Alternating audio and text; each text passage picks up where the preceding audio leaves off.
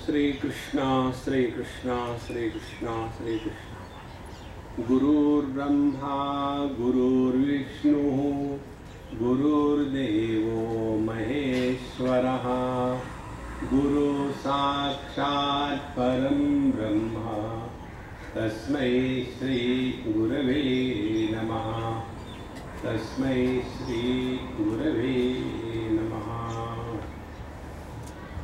अथ अंगिरा त्रिविधः पुरुषः अजायत आत्मा अंतरात्मा परमात्मा चेति।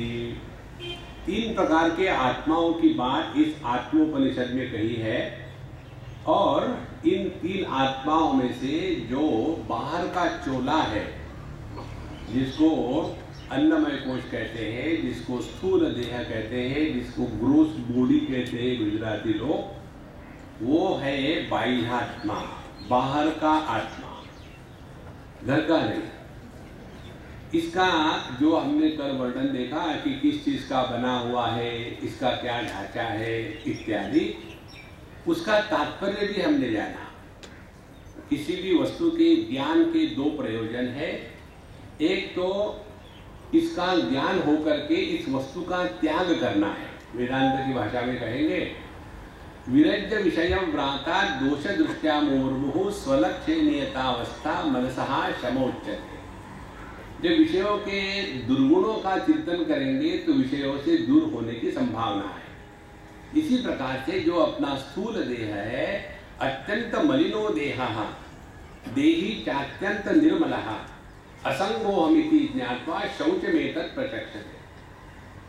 अपना देह अत्यंत मलिन है, गंदगी से बना है, गंदगी ढो रहे हैं हम सब जगह। जैसे अपने गार्बेज ट्रक होते हैं, उसी प्रकार से हम लोग मोबाइल गार्बेज ट्रक है। क्योंकि अंदर में क्या है सबको पता है।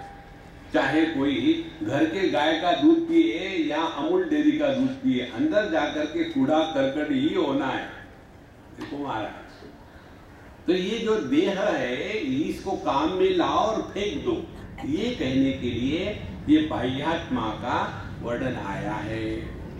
और यदि हमने अपने आप को देह माना तो कोई फिक्र नहीं, लेकिन देह के गुण धर्मों को स्वीकार करो ना। फिर अस्ति जायते वर्धते विपरिणमते अपक्षीयते विनश्यति इति षड विकारवत् एतत् स्थूलम शरीरम।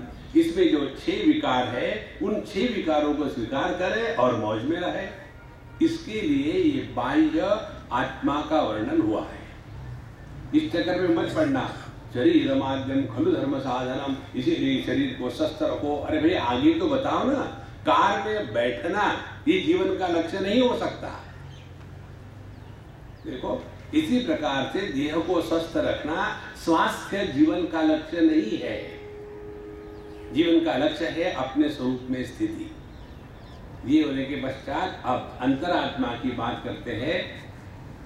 अथ अंतरात्मा नाम पृथ्वी आपते जवायु आकाश इच्छा द्वेष सुख दुख काम मोह विकल्पनादि स्मृति लिंग उदात्त अनुदात्त ह्रस्व दीर्घ प्लुत स्खलित गर्जित स्फुटित मुदित नृत्य गीत वादित्र प्रलय विजृंभतादि श्रोता घ्राता रचयिता मंता बोधा कर्ता विज्ञानात्मा पुरुषः पुराण न्याय मीमांसा धर्मशास्त्राणि इति श्रवण घ्राण आकर्षण कर्म विशेषणं करोति स एष अंतरात्मा। अब दूसरे आत्मा की बात हो रही है, अंतरात्मा। इस अंतरात्मा की बात करने का तात्पर्य क्या है? यदि हमने इसको पहले भले ना जाना हो लेकिन मान तो लो। हमारे रामसुखदास जी महाराज एक बात कहते थे, या तो जानो या तो मानो। जानते नहीं तो कोई बात नहीं, कहीं कम से कम मान तो लो। जब तक कि हम ये नहीं मानेंगे कि हम देह से व्यतिरिक्त देही है, देह से अन्य है, जब तक ये नहीं मानेंगे तब तक कि हमने आध्यात्मिक जीवन जिया है, तब तक कि हमने इस धर्म का जीवन जिया है। ये अपने आप को बेवकूफ बनाने का सुंदर तरीका है। देखो, जब हम अपने आप को देह से अन्य मानेंगे तो होगा क्या? अनेक बातें होगी। पहली बात, देह के विकारों से हम प्रभावित होना बंद हो जाएंगे। दूसरी बात, हम अपने जीवन को जन्म मृत्यु इन दोनों के ढांचे में नहीं रखेंगे, क्योंकि हम यदि देह से अन्य है तो यह जो देही है इसका जन्म मृत्यु हो ही नहीं सकता। इसीलिए पहली स्टेज जो है अध्यात्म में वो यही है कि देहात्म भाव की निवृत्ति होने के पश्चात ही हमने असल रूप से अध्यात्म में प्रवेश किया है। इसीलिए अब ये जो अंतरात्मा है इसकी बात बताते हैं कि ये अंतरात्मा क्या है। तो पहले पांचों महाभूतों को गिना देते हैं कि पृथ्वी, आप, तेज, वायु, आकाश, ये 5 के 5 अंतरात्मा में आते हैं। ध्यान से सुनना। उसके बाद जो अंतःकरण के सब विकार है, इच्छा, द्वेष, सुखम, दुखम, काम, क्रोध, विकल्पनादि, ये जितने भी अंतःकरण के विकार है वह फिर स्मृति और स्मरण इत्यादि लिंग, उदात्त, अनुदात्त, ह्रस्व, दीर्घ, प्लुत, स्थलित, गर्जित, स्फुटित और भिन्न भिन्न प्रकार की जो वाणियाँ है वो सभी की सभी वाणियाँ जिसमें हम भिन्न प्रकार के स्वरों का उच्चारण करते हैं। जैसे आपने देखा होगा ये वेद पढ़ने वाले जो स्टूडेंट्स होते हैं उनको जब पढ़ाते हैं ओम सहस्रशीर्षा पुरुषः, तो ये जो भिन्न प्रकार के स्वर है वो कहने की प्रक्रिया, उसके बाद गाना बजाना, नाचना और इसी प्रकार से सब चीज़ों को सुनना और रस लेना, विचार करना, ये सब का सब करने वाला जो विज्ञान आत्मा पुरुष है, जो इस हृदय, इस देह में रह करके जगत का ज्ञान धारण करता है और पुराण, न्याय, मीमांसा, धर्मशास्त्राणी, ये सभी के सभी शास्त्रों का जो श्रवण, मनन इत्यादि करता है और अनेक प्रकार की वस्तुओं का आकर्षण, त्याग इत्यादि में बचा है, उसको कहते हैं अंतरात्मा। अब ये तो इसका भाषांतरण हो गया। अब इस पर हमको चिंतन करना है। देखो 3 बातें बड़ी महत्व की होती है। पहले तो हमको मालूम ही नहीं, इसीलिए इंफॉर्मेशन को इकट्ठा करने के लिए श्रवण करें। अब श्रवण तो कर लिया है लेकिन अनेक संदेह मन में बैठे हुए हैं, तो इन संदेहों से निवृत्त होने के लिए जो श्रवण किया है उस पर मनन करें।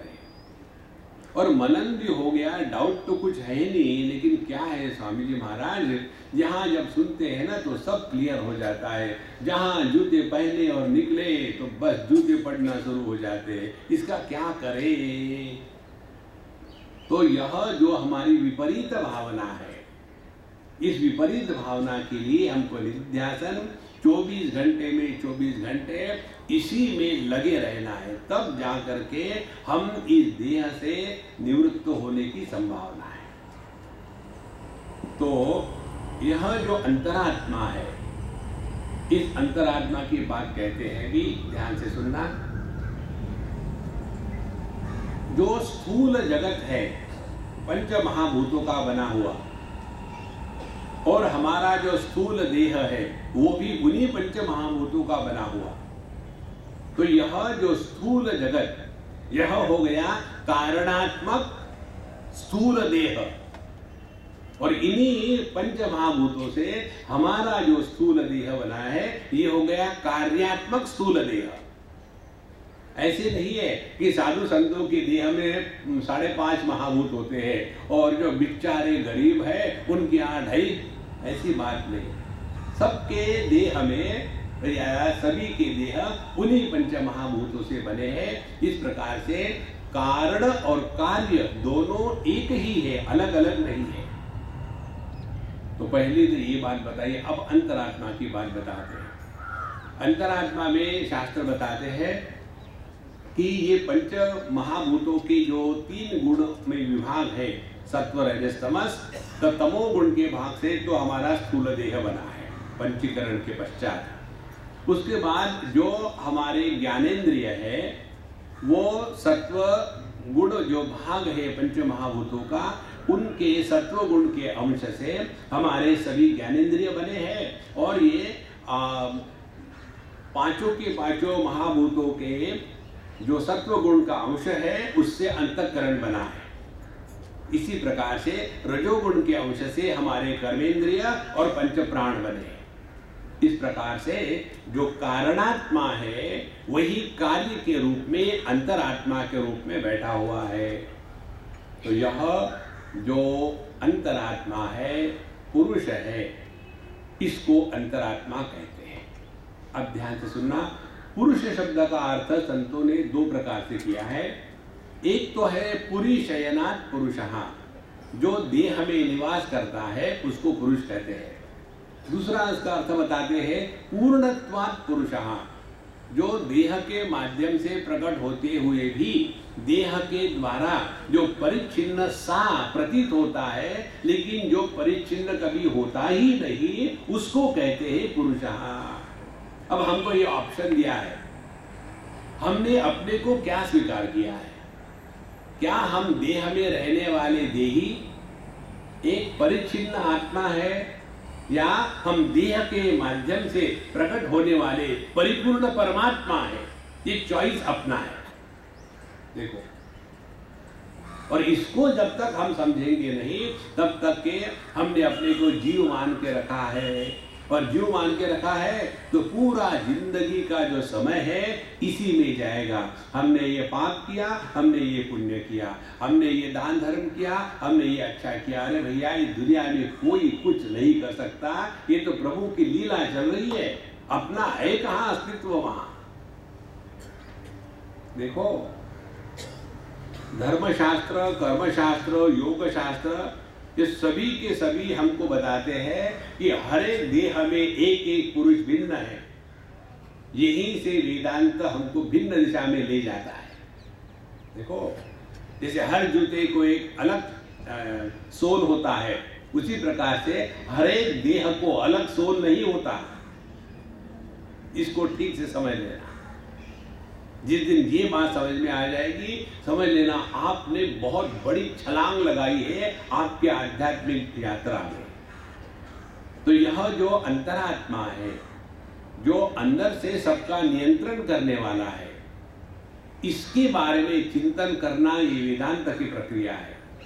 और देहात्म भाव से निवृत्त होना यह योग की प्रक्रिया है। तो योगाभ्यास के द्वारा अपने आप को देह से अलग करें, लेकिन अलग करने के बाद हम अपने आप को जीव के रूप में स्वीकार ना करें। नहीं तो यही होता रहेगा, हमने पाप किए, हमने पुण्य किए। एक सज्जन हमको मिलने आए, महाराज जी हमको बचाओ। हमने कहा बचा लिया। तो बोले किससे? हमको क्या पता, परेशानी आपको है, हमको कोई परेशानी नहीं। बोले हमने, आप कहो, सब पाप किए। हमने कहा कांग्रेचुलेशंस, ये पॉलिटिक्स में क्यों नहीं गए? तो बोले अब मुझे डर लग रहा है कि कहीं मैं नरक में न जाऊं इतने पाप करने के बाद। आप मुझे बचाओ, आप मुझे बचाओ।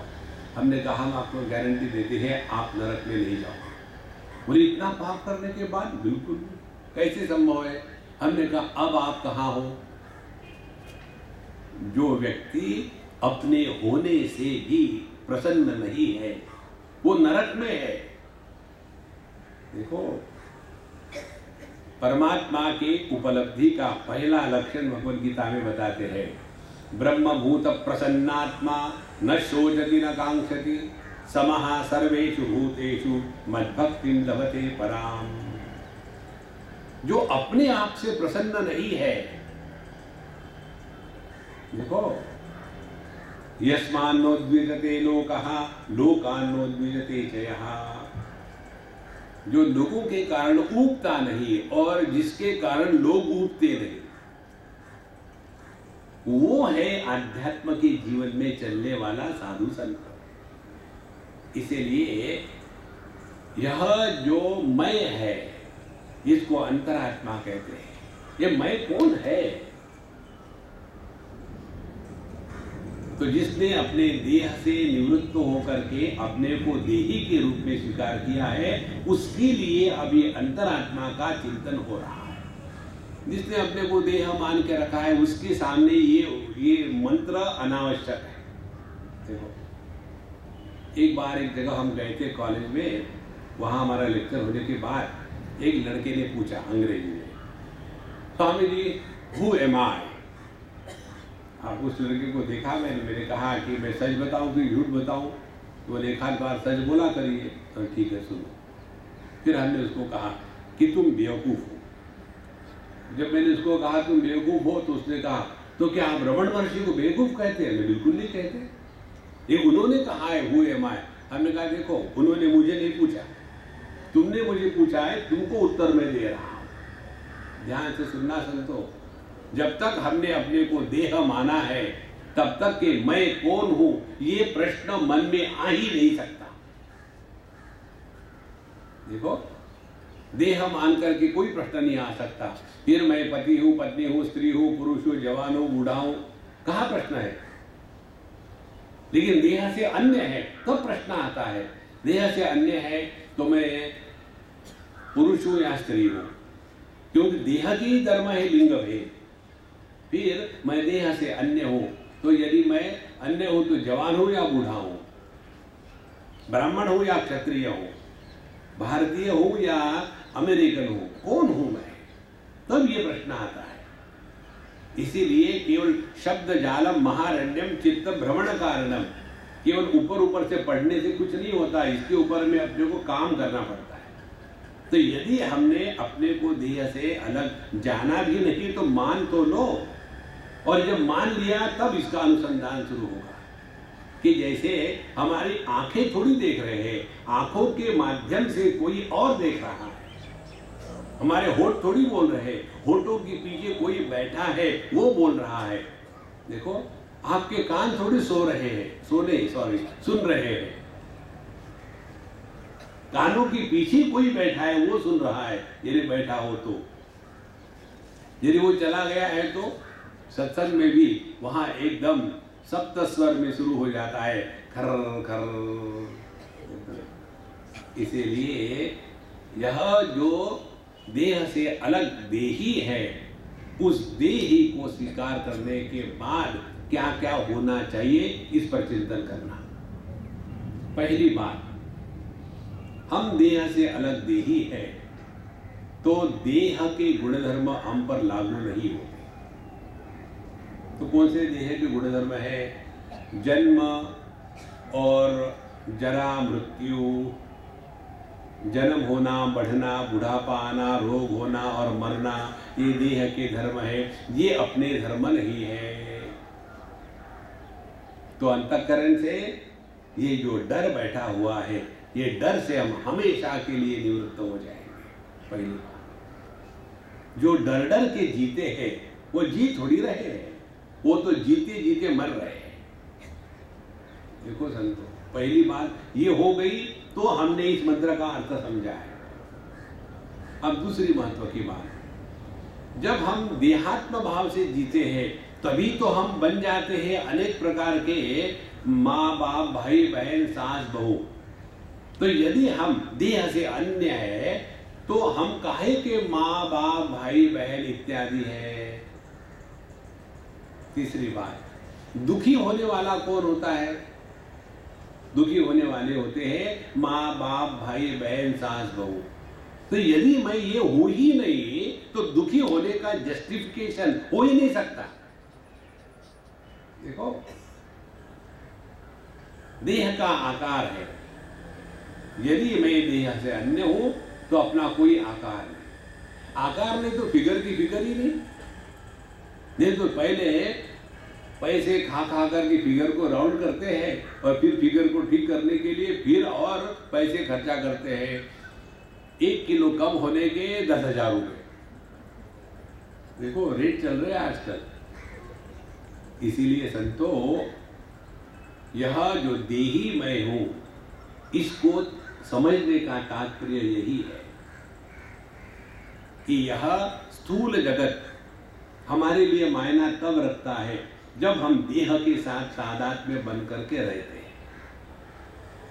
जहां हमारा देह के साथ तादाद में नहीं है तो यह स्थूल जगत, यहाँ की उपलब्धियां, यहाँ की हानि, यहाँ का मान, यहाँ का अपमान, यहाँ के यही रहता है।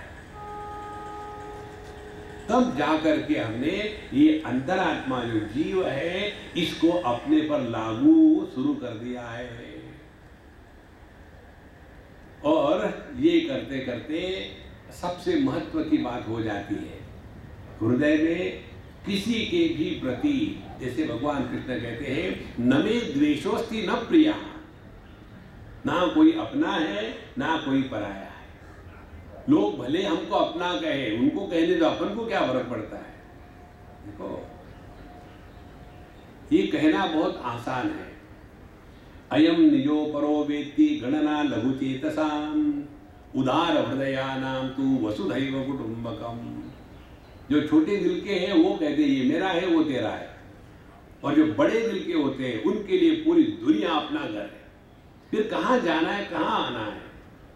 देखो, ये जो सूक्ष्मता से जब चिंतन चलेगा तब पता चलता है कि हमने अपने आप को देह से अलग देही के रूप में स्वीकार किया है।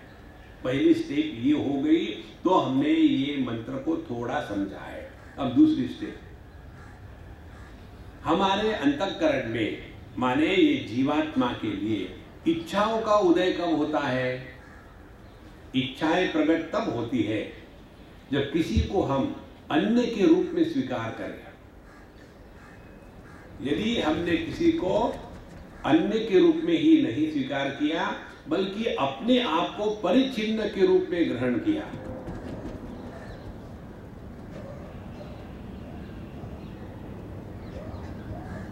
भूकंप आ रहा है क्या? वो जोर से हिल रहा है।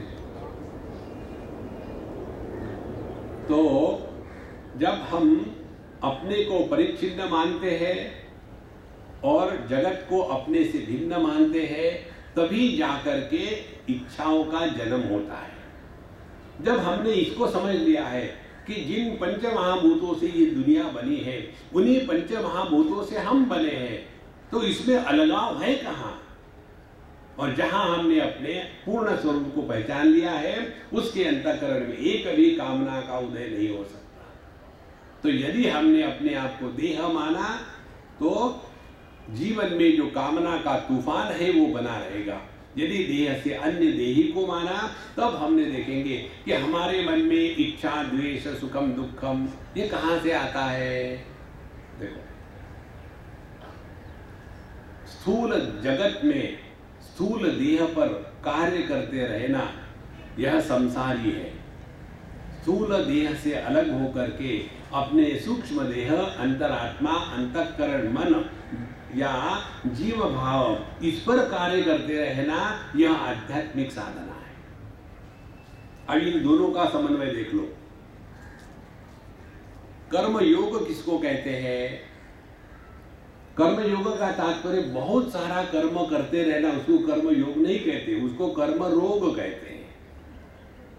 वेदांत शास्त्र कहता है, कर्माणि चित्त शुद्ध्यर्थम ऐकाग्र्यार्थम उपासनम मोक्षार्थम ब्रह्म विज्ञानम इति वेदांत डिंडिमा।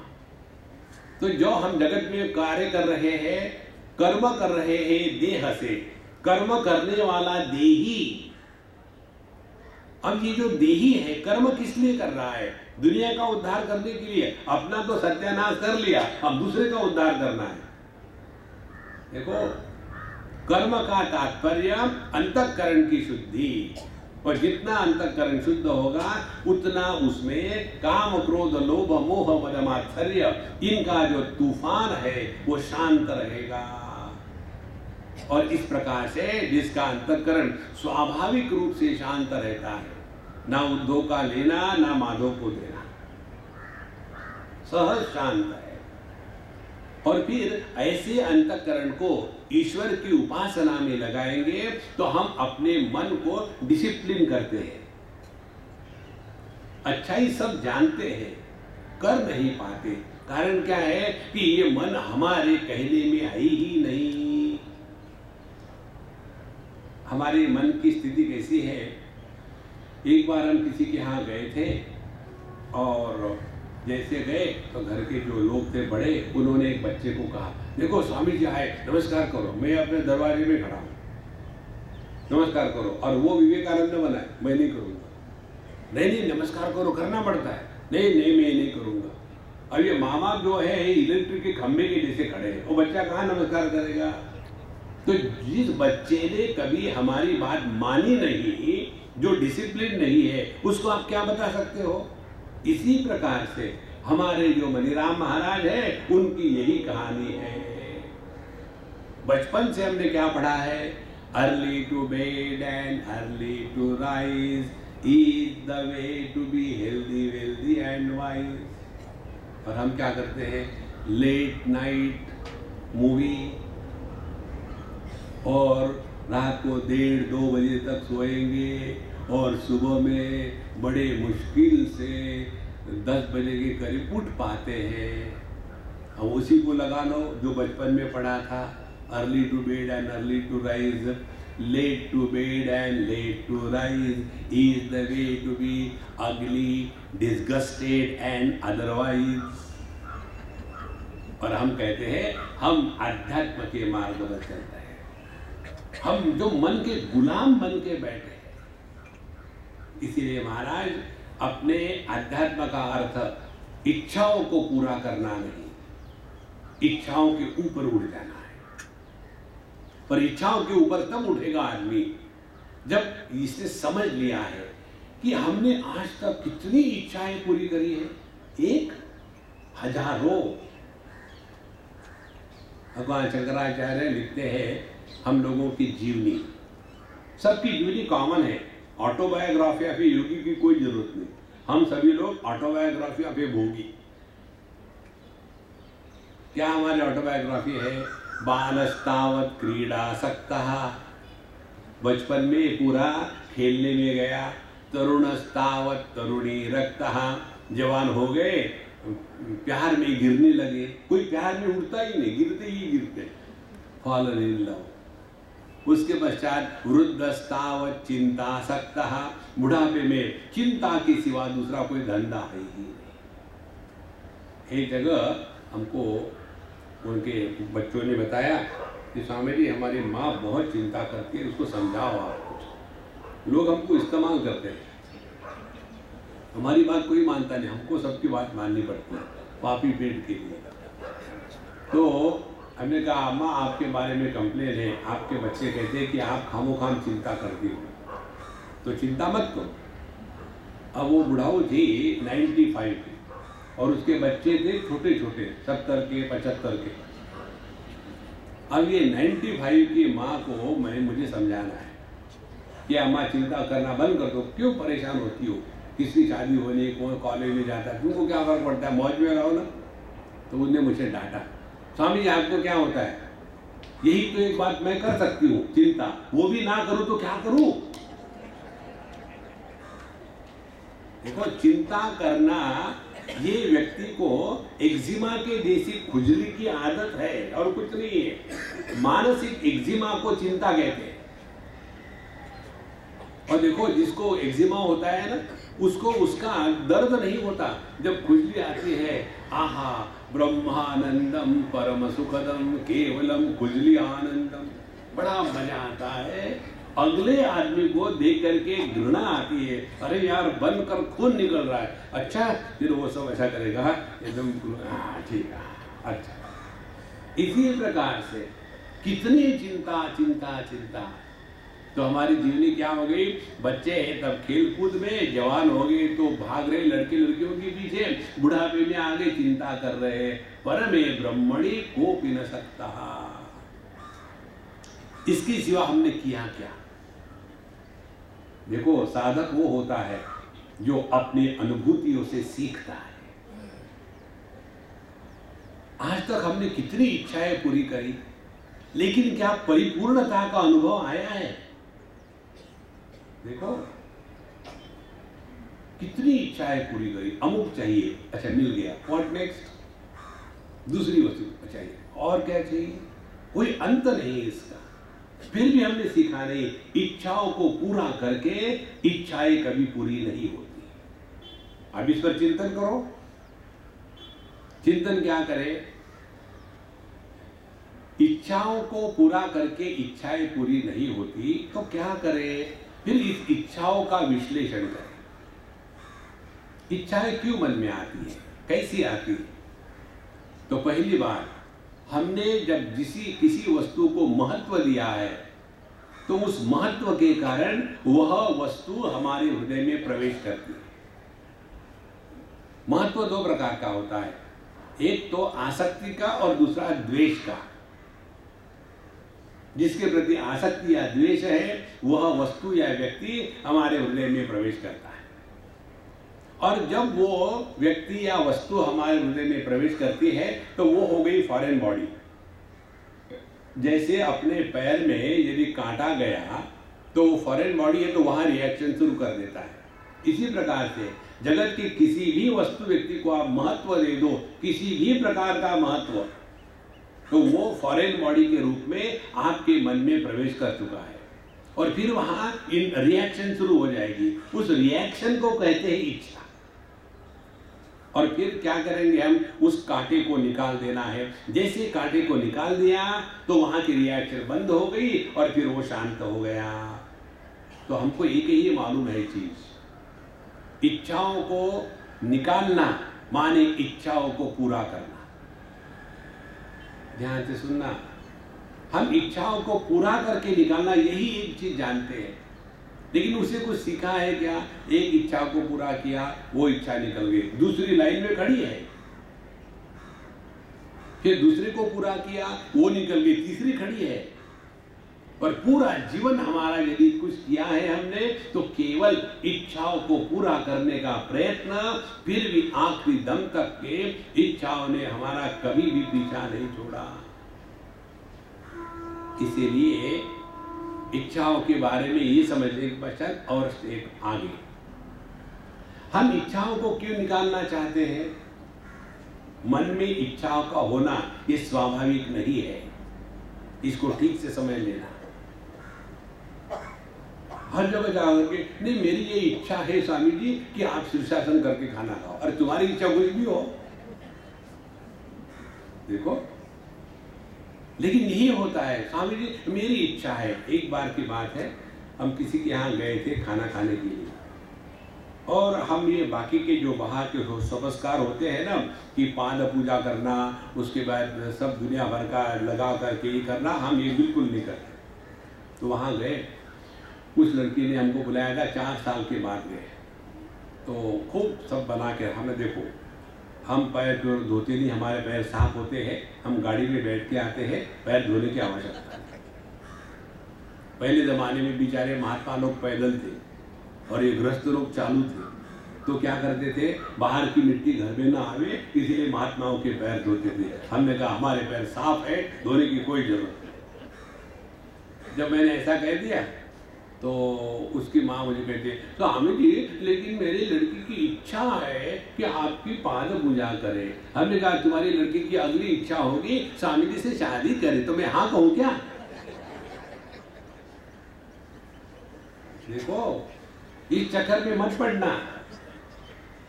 इच्छाओं को निकाल देने के लिए समझदारी से इच्छा निकलती है। ये यदि रोग है तो इस रोग का निवारण करना है ना, तो समझदारी यही है। हमने इतनी इच्छाएं पूरी करी, कभी कोई इच्छाओं को पूरा करके कृतकृत्यता का, परिपूर्णता का अनुभव आया क्या? एक स्टेप और आगे, एक सज्जन हमको मिले और हमको कहते, स्वामी जी आपको एक खुशी की बात सुनानी है। हमने कहा सुनाओ। हमने सिगरेट पीना छोड़ दिया। अब देखो जरा ध्यान से सुनना, वो व्यक्ति जब सिगरेट पी रहे थे तो सिगरेट के लिए गुलाम बन करके, बेबस होकर के सिगरेट पीते थे। जब उन्होंने सिगरेट पीना छोड़ दिया, माने सिगरेट की इच्छा का त्याग दिया, तो उनको जितनी खुशी हुई उतनी खुशी सिगरेट पीने से नहीं होती थी। देखो, त्यागी नहीं कि अमृतत्व मानसु, इसको ठीक से समझ लेना। इच्छा को पूरा करने से जितनी खुशी मिलती है उससे 1000 गुना खुशी इच्छा का त्याग करने से मिलती है। ट्राई करके देखो। समझो आपको मिठाई अच्छी लगती है और डायबिटीज नहीं है, दोनों बात है, और आपको खाने का स्वातंत्र्य है, वस्तुओं की उपलब्धि है, कोई आपको रोकने टोकने वाला नहीं है, फिर भी आप नियम ले लो कि हम एक साल तक मिठाई नहीं खाएंगे और मत खाओ, देखो कितना आनंद होता है। हम लोग एकादशी का निर्णय ले लेते हैं, बहुत सुना है भागवत एकादशी करनी चाहिए, ठीक है एकादशी करें, घर में ऐलान कर दिया आने वाली एकादशी हम करने वाले हैं।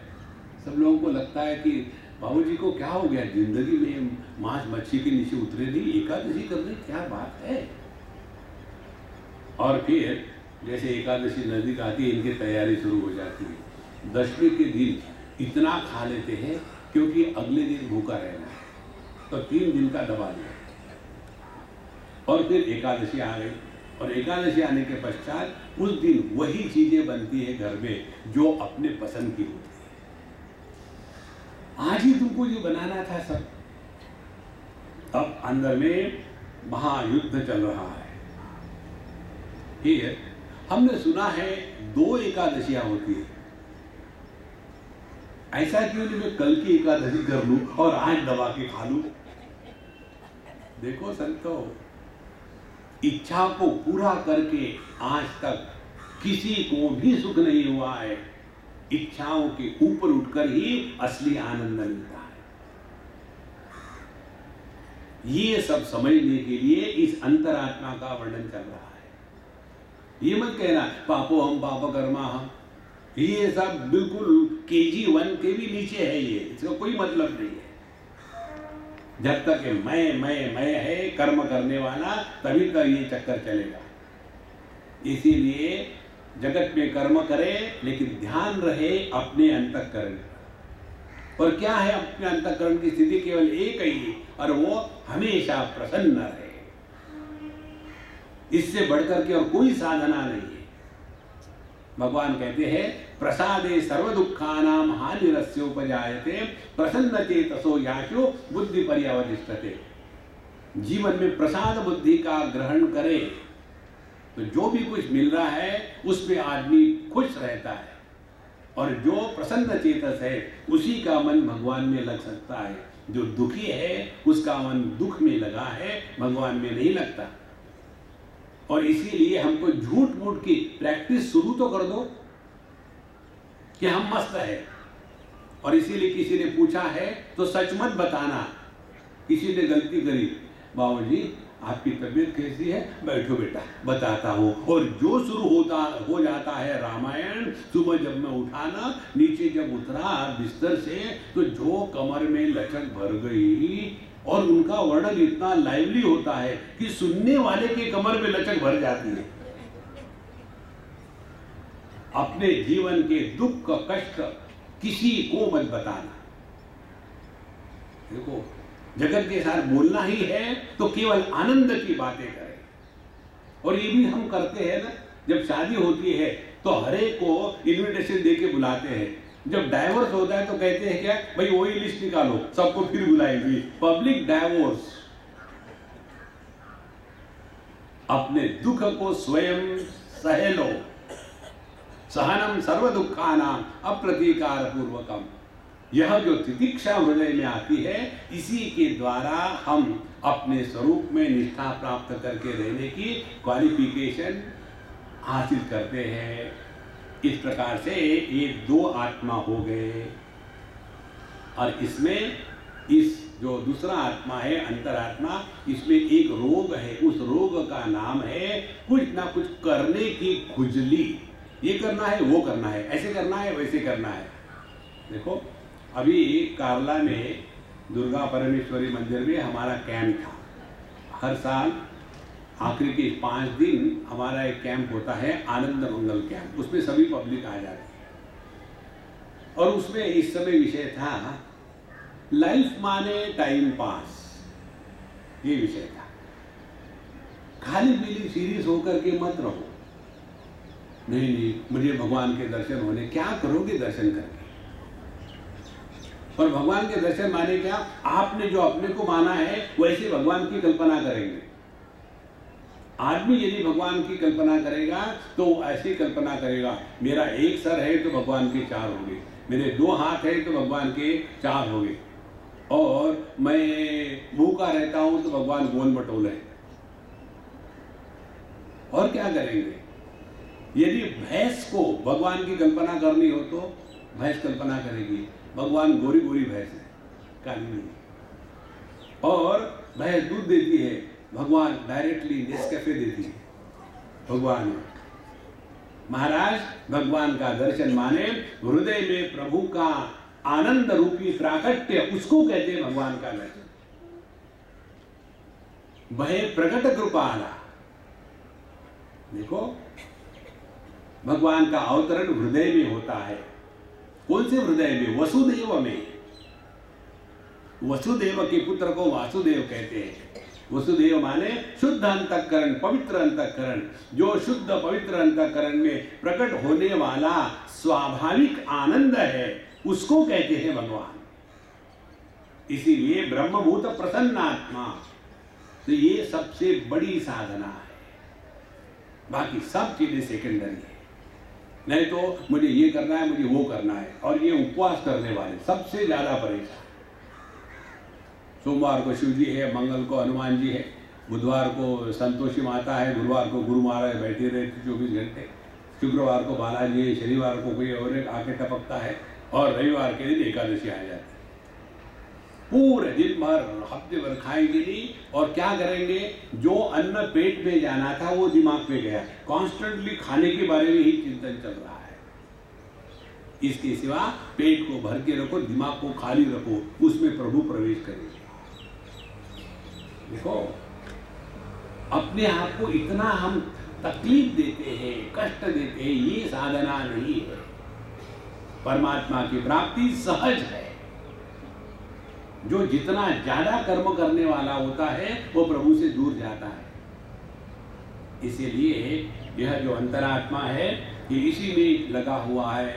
और फिर ये होते होते फिर हम लोग, अभी बहुत हो गई दुनिया की बातें, अब हम लोग साधना करेंगे,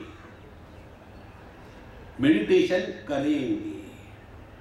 और फिर मेडिटेशन करने के लिए बैठने के बाद प्रारंभ ही होता है संशयों से। स्वामी जी, ये पैर दाहिना नीचे रखना चाहिए कि बायां नीचे रखना चाहिए? कौन सा पैर कहाँ रखना चाहिए? तो बड़ी सिंपल बात है। दाहिना पैर गर्दन पर रखो और बायां पैर जो पीछे रखो। उससे क्या होगा भगवान जाने। क्योंकि मेडिटेशन करना है। फिर मेडिटेशन के लिए बैठेंगे। बैठने के बाद सब ठीक है, लेकिन एक ही प्रश्न है। क्या प्रश्न है? मन भटकता है, तो क्या करें? मत भटकाओ। ये सब जो करने का रोग है ना, इसी के कारण होता है। भक्ति जब हम करते हैं, योग जब हम करते हैं, मेडिटेशन जब हम करते हैं, तो दुखी होते हैं। देखो एक उदाहरण से समझ लो। एक लड़का दूसरे लड़की से या एक लड़की दूसरे लड़के से प्यार करती है, तो जब प्यार करते हैं तो क्या हो गया? We have fallen in love। जब कुछ भी करोगे तो गिरोगे। और एक मां का अपने नवजात शिशु के प्रति प्रेम होता है। मां बच्चे से प्रेम करती नहीं, और इसीलिए उस मां के हृदय में बच्चे का जो प्रेम है वो होने के कारण उस प्रेम में मां कभी गिरती नहीं। देखो महाराज, तो जीवन में गिरने का जो कारण है यही है, मैं कर रहा हूं कर रहा हूं कर रहा हूं, तो करो। इसीलिए करो थी यहां अंतरात्मा। तो जब तक के अपने में करने का रोग है तब तक के हम जीव हैं।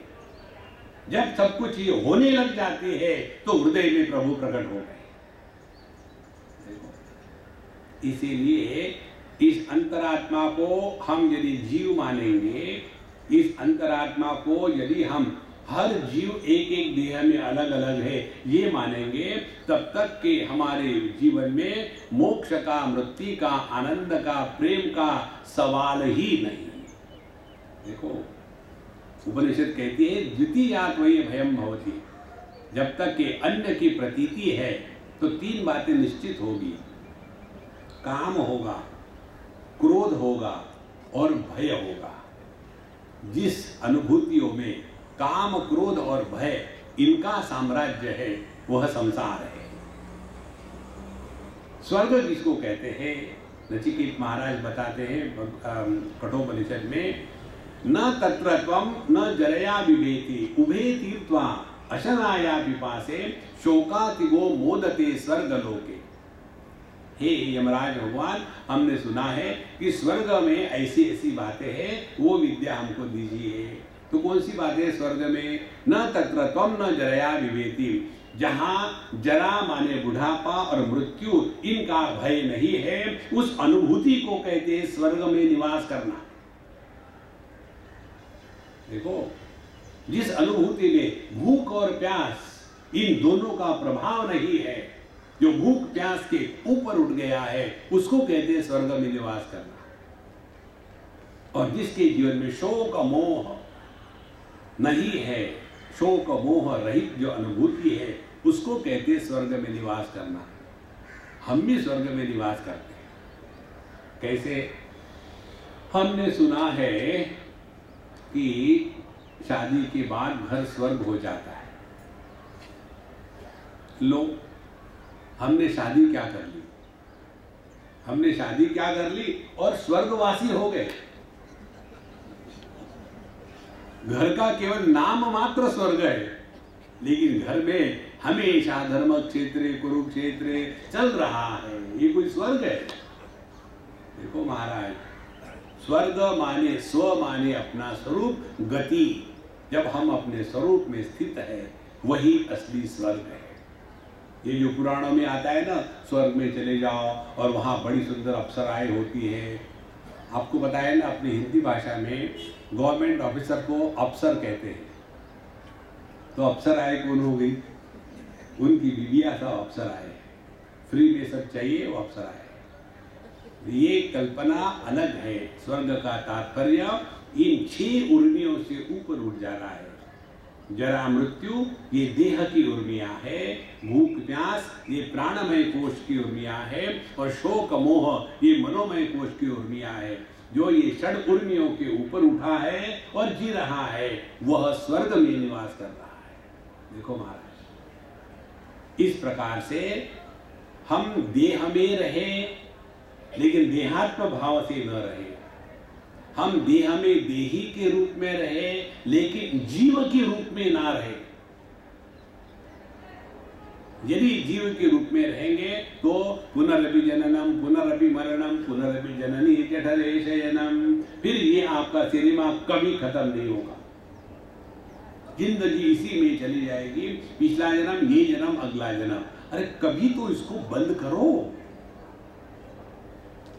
लेकिन हमारे मन में ऐसा ठोस ठोस के भर दिया है कि यही सब कुछ है। देखो, भगवान कृष्ण अर्जुन को कहते हैं कि अर्जुन, तुम्हारे मन में मोह का वातावरण आने का कारण मालूम है क्या है? तुम्हारा, भगवान ने डायग्नोसिस किया, तुम्हारा जो रोग है उसको कहते हैं स्पिरिचुअलिटी पॉइजनिंग या religious poisoning. Let us put it this.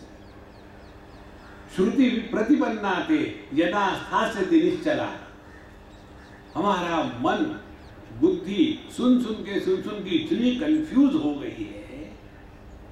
और फिर गंगा गए तो गंगादास, जमुना गए तो जमुनादास, घर में आए तो देवदास, खुद गई बोतल और हरि कृष्ण कहो।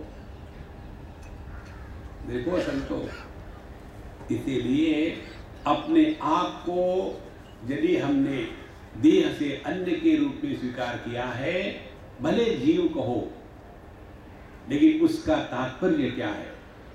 उसका तात्पर्य है अपने इस करने पर नियंत्रण लाना है। क्या हम करते हैं और क्या करना है, क्या नहीं करना है। ये जब बातें स्पष्ट होने लग जाती है ना संतो, तो देखो आप, मन सहज शांत रहने लग जाता है। और जिसका मन जितना सहज शांत होगा, उतना वह वर्तमान में निवास करता है। मन की अशांति माने वर्तमान में न रहना, और मन की अशांति माने मन का भटकना। मन की अशांति माने जगत को लेकर के इच्छाओं का तूफान हृदय में उठना।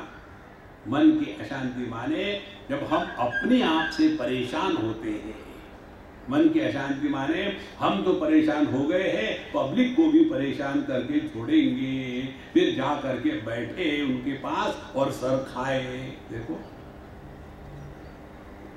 हम प्रोफेशनल होने के पश्चात अब जहाँ भी किसी के यहाँ खाने के लिए जाते हैं ना, तो हम डायरेक्टली जूते बाहर उतार दिए सीधे किचन में पहुंच जाते हैं और ढक्कन क्या क्या, हाँ बढ़िया खाना लगाओ खाना, बाकी कुछ करने को देते ही नहीं तो हाँ बैठो जी, महात्मा जी कैसे हैं आप, कहाँ से आए, कहाँ के रहने वाले हैं आप, क्यों पैदा हुए। There is no end to those question, कुछ निकलता नहीं उसमें से। और फिर ऐसा है, मेरा ये है, मेरा वो है, वो करो ये करो, स्वामी जी मेरे बच्चे ऐसे क्यों हैं, लोगों के बच्चे ऐसे क्यों नहीं है, मैंने क्या पाप किया था, पाप तो ये किया कि मुझे बुलाया, अब मुझे खाना दे के हटाओ। कब तक इसमें फंसे रहेंगे महाराज, निकल जाओ इन सब चीजों। Enough is enough. जगत के बारे में आप कितना भी चिंतन करो, आपको कभी भी सुख शांति नहीं मिलेगी। देखो, और जो प्रभु के साथ जुड़ा है उसको इसी जगत में आनंद के सिवा कुछ मिलता ही नहीं। मुझे एक एसएमएस आया था, बहुत बढ़िया, वो सुबह सुबह एसएमएस पढ़ो ना, दिन मस्त चले जाता है। एसएमएस था, dear team Anna, I have enrolled my wife for jail भरो आंदोलन, kindly tell where to drop her, it's urgent. छुटकारा हो गया। देखो, नहीं तो सीरियस होकर के रहेंगे और दुनिया भर में परेशान होंगे। बिल्कुल मत रहना। जब आपका मन शांत रहेगा ना, तभी आत्मचिंतन शुरू होता है कि यह जो अंतरात्मा है, क्या ये हर देह में एक है या अनेक है। हम लोगों ने कितनी बार भगवत गीता सुन के रख दी है। इस मंत्र पर जाकर के आज ये होमवर्क करना। 13वें अध्याय के पहले श्लोक पे भगवान बताते हैं, इदं शरीरम कौन्तेय क्षेत्रमित्य विधीयते, एतद्यो वेत्ति तं प्राहुः क्षेत्रज्ञ इति तद्विदः। दूसरे श्लोक में कहते हैं, क्षेत्रज्ञं चापि मां विद्धि सर्वक्षेत्रेषु भारत। हे अर्जुन, सभी क्षेत्रों में, सभी देहों में मैं ही प्रकट हो रहा हूं, तो अनेकता कहां आ गई। क्या स्त्री के देह में फेमिनाइन कृष्ण प्रकट हो रहे हैं, गधे के देह में मूर्ख कृष्ण प्रकट हो रहे हैं। कृष्ण तो एक ही है। जो प्राकट्य है, उसकी जो विविधता है, यह औपाधिक है। लेकिन हम उपाधियों में ऐसे फंसे हैं कि जिसकी उपाधियां है उसी को भूल गए। देखो, पत्नी की उपाधि को धारण कर दिया, पति बन गए। तो पति बनने के बाद अरे पहले मैं आदमी था और अभी भी आदमी हूं, यही भूल गए और हमेशा वही पुरानी बातें, पता नहीं मैंने किस मुहूर्त पर इसको हाँ कह दिया था, इस मूर्ख के साथ मेरा पाला पड़ा, स्वामी जी कुछ बताइए क्या करे। तो पत्नी कहती है, मैं मूर्ख तो थी ही, नहीं तो तुमसे कौन शादी करता, समझदार तुमसे कोई शादी करेगा। देखो, सुबह से शाम तक के वही झगड़े शुरू हो जाते हैं। इसीलिए संतो, इस उपाधि में जो प्रकट हो रहा है उसको हमको पहचानना है। उपाधि में जो प्राकट्य है उसको नहीं देखना है। आदमी में जो पति है उसको मत देखो, आदमी में जो आदमी है उसको देखो। देखो, आदमी एक ही होता है, तीन उपाधियां, तीन व्यक्तित्व प्रकट हो गए। वे तीनों की तीनों दुखी है। बाप की उपाधि ली तो पुत्र पैदा हो गया, पत्नी की उपाधि ली तो पतित पावन सीताराम पैदा हो गया, और पुत्र की उपाधि ले ली तो बाप पैदा हो गया। और दुखी होने वाले ये तीन है। आदमी कभी दुखी होता नहीं और पति कभी सुखी होता नहीं। और पति नाम की वस्तु है क्या कोई? यह केवल एक कल्पना है। देखो संतो, तो यह जो अंतर्यामी है, जिसको साधारण भाषा में जीव कहते हैं, उसी को पकड़ लिया और बैठे पता नहीं पिछले जन्म में क्या पाप किए थे, इस जन्म में क्या क्या। ये चक्कर से निकल जाओ, आप जीव नहीं हो। ये जो आपको जीव बना के रखने वाले हैं ना, ये रिमोट कंट्रोल से आपकी तिजोरी को कंट्रोल कर रहे हैं।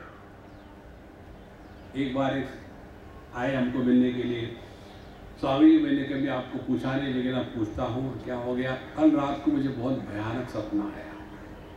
क्या सपना आया? एक काली बिल्ली आकर के मेरे छाती पर चढ़ी और उसने डायरेक्टली मेरी जुगुलर वेन को अपने पंजे से खींच के बाहर निकाला, और जैसे हम लोग कोकोनट पीते हैं ना स्ट्रॉ डाल करके, वैसा वो खून पी रही थी, और उसके कारण मेरी नींद टूट गई और तब से मेरा दिल धड़धड़ कर रहा है। इसका अर्थ क्या है? अब ऐसा बेवकूफ मिला तो मैं छोड़ूंगा उसको? ये तो महा अपशकुन है। अब इससे निकलने के लिए क्या उपाय तो है? इस दुनिया में हर चीज के उपाय है। क्या उपाय है? पहले संकल्प लो, बांध लिया। पहले बांधने के बाद अब आपको 16 सोमवार शिव जी की पूजा करनी है। 17वें सोमवार में जाकर के फिर महापूजा करनी है, और उसमें जितने साइज की बिल्ली थी सपने की, उतने साइज की सोने की बिल्ली बनानी है। और पूजा करके ध्यान से सुनना, वो सोने की बिल्ली मुझे दान करनी है। किसी और को दान करोगे तो फिर और दूसरा बिल्ला आ जाए। उससे क्या होगा महाराज? उससे काली बिल्ली का दुख चला जाएगा, पीली बिल्ली का दुख शुरू हो जाएगा। पिछले जन्म में हमने पाप किए थे, इस जन्म में क्या होगा? कब तक के ना तो किसी ने अपना जन्म देखा है, ना तो किसी ने अपना मृत्यु देखा है। इसी में डर डर के जी रहे हैं। अपने हृदय में देखो, कन्हैया के सिवा और कुछ नहीं। जिस दिन हम अपने होने में परिपूर्णता का अनुभव करते हैं,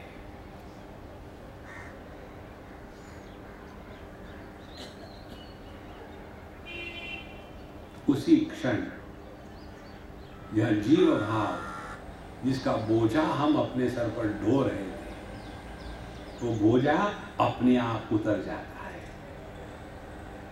लेकिन ये जो करने का रोग हमको लगा है ना, पूजा करेंगे, भक्ति करेंगे, भगवान का नाम लेना करेंगे, और फिर उसमें अपने आप को बांध लेते। थैले में हाथ को डाल दिया, हाथ में के अंदर में माला है, बीड़ी है, माचिस है, और नाम दे रहे, हरे राम राम राम हरे हरे, हरे कृष्ण कृष्ण कृष्ण, हरे राम राम राम हरे। और फिर हमारा नाम लेने का तरीका कैसा है? जैसे आयुर्वेदिक दवाई लेते हैं। आयुर्वेदिक दवाई कैसी बढ़िया होती है? उसको खाने के बाद फटाफट से आइसक्रीम खाओ, बहुत डर्टी थी। इसी प्रकार से भगवान का नाम लाने माने आयुर्वेद की दवाई फटाफट ले रहे, राम राम राम राम राम राम राम। अरे जरा प्यार से कहो ना। गिनती से मतलब नहीं है, क्वालिटी से मतलब है। रसो वही सहा रसगम हेवायम लब्ध्वानंदी भवति। राम नाम का रस अपने हृदय में प्रकट होता है यदि रसपूर्ण भाव से प्रभु का नाम लोता। ओम श्री राम जय राम जय जय राम। ओम श्री राम जय राम जय जय राम।